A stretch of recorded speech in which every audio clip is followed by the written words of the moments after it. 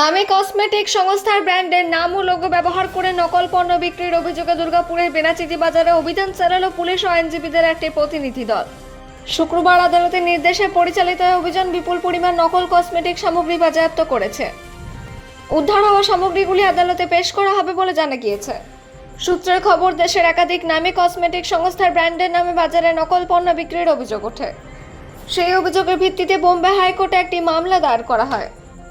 আদালতের নির্দেশে সংশ্লিষ্ট সংস্থাগুলির পক্ষ থেকে দুই প্রতিনিধিকে সাধারণ ক্রেতা সেজে বিভিন্ন বাজারে পাঠানো হয়। তারা বিভিন্ন দোকান থেকে পণ্য কিনে পরীক্ষা নিরীক্ষা করেন।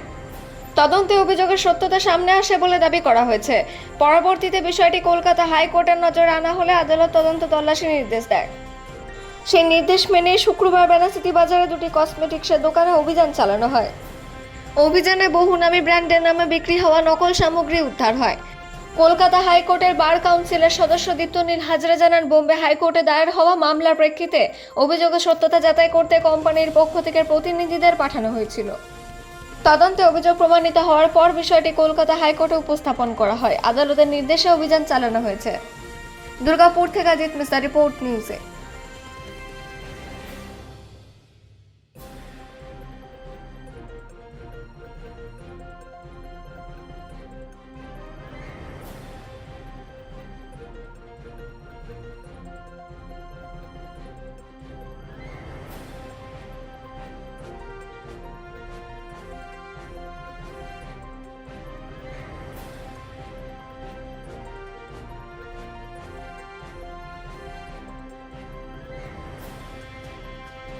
হাইকোর্টে একটা কেসের ভিত্তিতে আছি, আমি কোর্ট বিষয়ে কোথা থেকে এসেছেন কি? বোম্বে হাইকোর্টে একটা কেস হয়, সেখান থেকে আমি নিযুক্ত হই অ্যাজ এন কোর্ট রিসিভার। আমি কোর্ট রিসিভার দীপ্তনীল হাজরা। এখানে যেহেতু ইস্ট রিজিয়নে, তাই এখানে আমি এসেছি।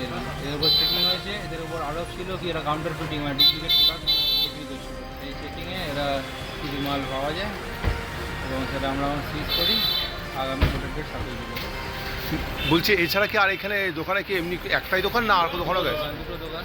আচ্ছা, বেনাচিতি বাজারে দুটো দোকান চিহ্নিত হয়েছে, আরও ইনভেস্টিগেশন চলছে। স্যার, আপনারা কি বোম্বে থেকে এটা টোটাল কেসটা হয়েছে? কেসটা বোম্বে হয়েছে, কারণ কোম্পানি হচ্ছে বম্বে, তাই। স্যার, আপনার নাম? দীপ্তনীল হাজরা। কতজনের টিমে এসেছেন? আমরা 3 জনের। আপনারা কি বোম্বে থেকে এসেছেন না কলকাতা? না, আমি কলকাতা থেকে, হাইকোর্ট কলকাতা। Thank you. ছিল সবাই চেক করছে, বুঝলেন? ওই জিনিসগুলো ল্যাকমি কম্পেয়ার তারপর সিসি গ্রিন ওরা পাওয়া গেল, বুঝলেন? আমরা জানি না, বাস ওখান দিয়ে নিয়ে আসলাম। আমরা ওখান দিয়ে নিয়ে আসে ওরা দিয়েছে, ডিস্ট্রিবিউটার হয়েছে, মালুম নেই লেকে আয় জেসে भी करके আমরা সাইড করে রেখে দিয়েছিলাম কি ওটা ওয়াপস করবো।